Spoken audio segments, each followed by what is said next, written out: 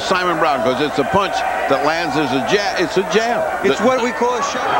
Blood on the lower lip of Simon Brown as the bell goes. Kelly in 87, Joseph Walker a disqualification. Look at that right hand.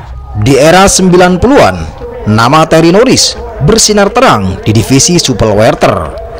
Seorang jenius tinju dengan kecepatan dan kombinasi yang tajam bak pisau cukur. Dia menaklukkan nama-nama besar seperti Meldrick Taylor, Donald Curry, dan Sugar Ray Leonard. Tapi pada satu malam ini di akhir tahun 1993, langit itu runtuh. Dan dari kejauhan datang seorang pria Jamaika Amerika. Tak banyak yang menjagokannya. Dia adalah Simon Brown, mantan juara dunia kelas welter yang naik kelas. Di mata publik, dia hanya lawan pengganti. Namun, malam itu dia menjadi legenda. Di ronde-ronde awal, Norris tampil seperti biasa, lincah, menguasai jarak. Pukulan kombinasi dilepaskan dengan cepat. Tetapi Simon Brown tetap sabar, tidak panik, tidak terburu-buru, dan dia menunggu. Excellent technician, good counter puncher. He's a great body puncher. And down goes Norris. It's a punch that lands as a jab. It's a jab. It's what we call a shot. He shoved it quick. He stuck him with a left hand. Masuk di ronde ketiga, mereka bertarung di dekat tali. Norris mencoba melepaskan kombinasi, tetapi Brown membalas dengan pukulan kanan telak masuk ke rahang. Tubuh Norris langsung terhuyung-huyung, kakinya goyah, kepalanya oleng. Namun Bell menyelamatkannya dari kekalahan KO. Tapi semua orang tahu Norris sudah rusak. Dia berjalan kembali ke sudut dengan langkah limbung. Juara itu tanpa rapuh. Ronde keempat dimulai. Brown langsung menekan. Dia tahu Norris belum pulih sepenuhnya dan dia benar. Lalu hook kanan dengan brutal masuk menghantam ke kepala Norris dan dia pun terjerembab ke kanvas. Norris mencoba bangkit, namun tubuhnya tak merespon, yang kemudian wasit menghentikan pertarungan dengan kekalahan KO. Simon Brown menorehkan salah satu kejutan terbesar di era 90-an. Dia meng-KO juara yang dominan dengan kekuatan dan determinasi murni. Dan malam itu, dari yang tak diunggulkan, dia berubah menjadi legenda. 5 bulan setelah kehancuran yang mengejutkan, Terry Norris kembali. Dulu dia jatuh, roboh, dan diragukan. Tapi seorang juara sejati tak pernah tinggal diam. Dia bangkit, dan kali ini dia ingin menuntut balas. Simon Brown tiba sebagai raja baru. Dia datang bukan hanya mempertahankan sabuk, tapi ingin membuktikan bahwa kemenangan sebelumnya bukan sekedar kebetulan. Dari bel pertama, Terry Norris menunjukkan perbedaan. Kali ini dia tidak bermain terbuka, tidak terburu-buru. Dia lebih cerdas, lebih disiplin. Strategi pertarungan berubah total.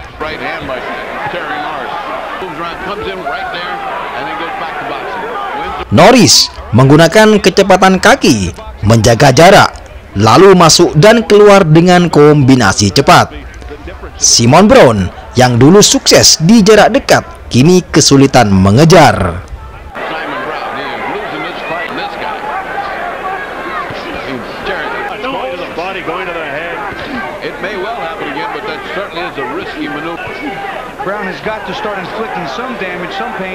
Setiap kali Brown mencoba masuk, Norris menyambut dengan jab keras dan hook cepat. Tak ada pukulan besar, tak ada KO, tapi pertarungan ini satu arah. Dominasi teknik, Norris memutar balik narasi. Kedua petinju menyelesaikan ronde sampai ke-12, tapi tak ada kejutan kali ini. Simon Brown kelelahan, wajahnya penuh frustasi, sementara Norris tahu dia sudah menang. Hakim memberikan kemenangan mutlak untuk Terry Norris, sekaligus merebut kembali sabuknya dan harga dirinya. Simon Brown menang KO di laga pertama, tetapi Terry Norris menang hati penonton di laga kedua. Dia tak hanya membalas dendam, dia membuktikan bahwa mental juara bukan diukur dari menangnya, namun dari bagaimana seseorang bangkit setelah kalah.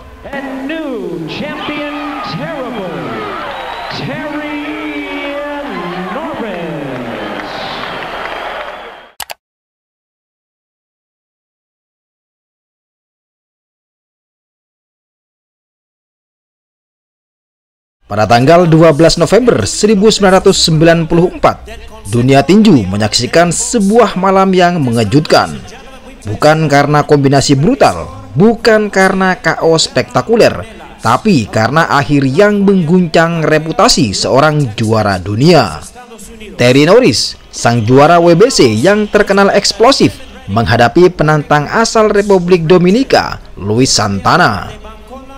Di atas kertas, ini seharusnya menjadi pertunjukan dominasi dari Norris, tapi di atas ring yang terjadi justru sebaliknya.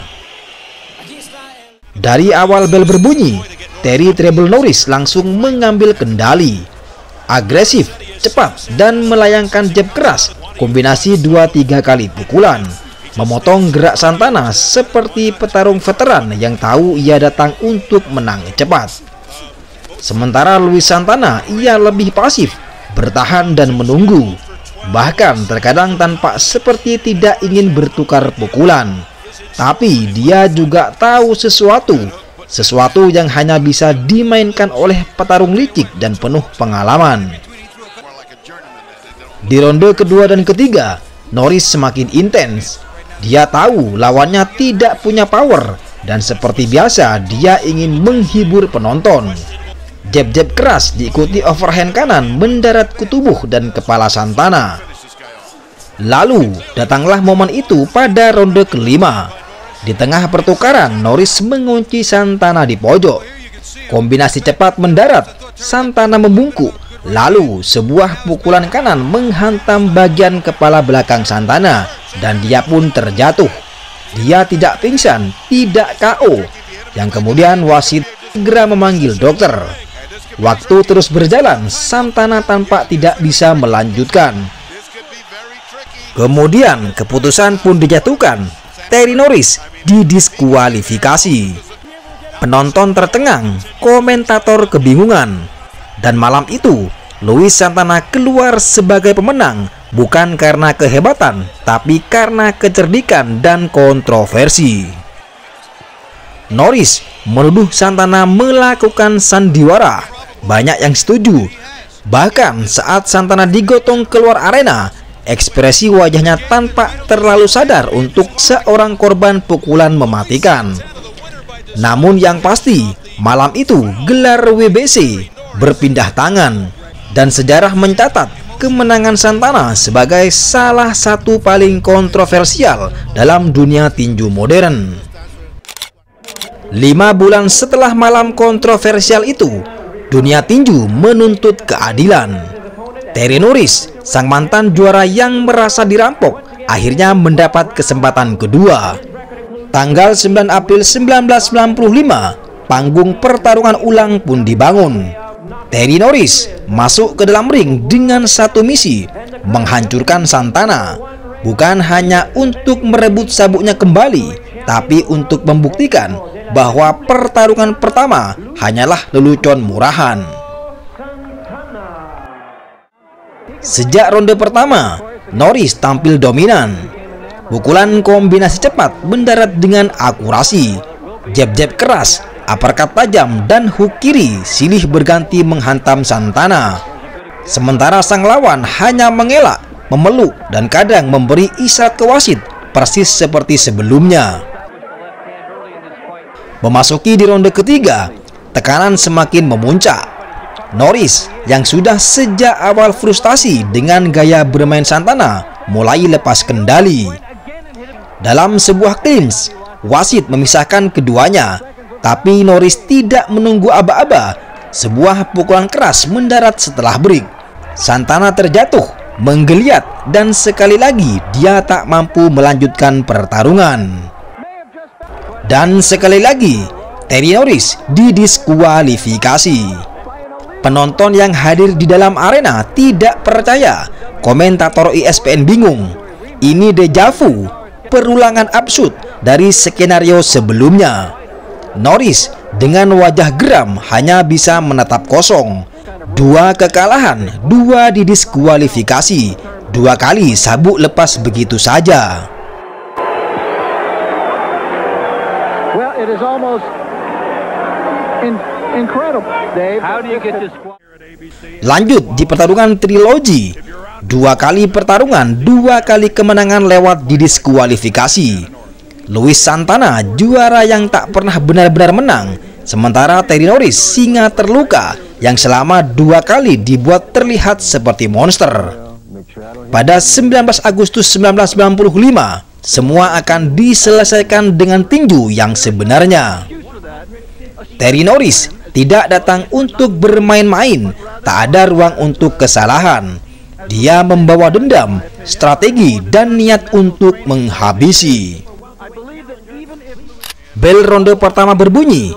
Dia seperti anjing pemburu lepas dari rantai. Norris langsung menerkam. Pukulan lurus, jab keras, kombinasi hook yang tajam, semuanya mendarat bersih ke wajah dan tubuh Santana. Sang lawan hanya bisa bertahan, tak sempat membalas, tak sempat bersiasat seperti sebelumnya.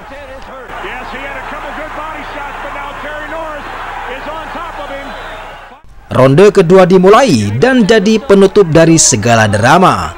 Sebuah hook kanan telak menghantam, membuat Santana terjatuh ke kanvas. Wasit Joe Cortez segera mendekat. Santana mencoba bangkit, tapi tubuhnya goyah, matanya kosong. Tanpa ragu, Joe Cortez mengangkat tangannya dan melambangkan pertandingan dihentikan lewat TKO di ronde kedua. Akhirnya, tak ada kontroversi, tak ada acting, tak ada drama. Terry Norris menang mutlak dengan cara bersih. Trilogi yang penuh kerutan akhirnya mendapat jawaban. Dan malam itu, Terry Norris membuktikan siapa yang benar-benar petarung sejati. Again, Norris realized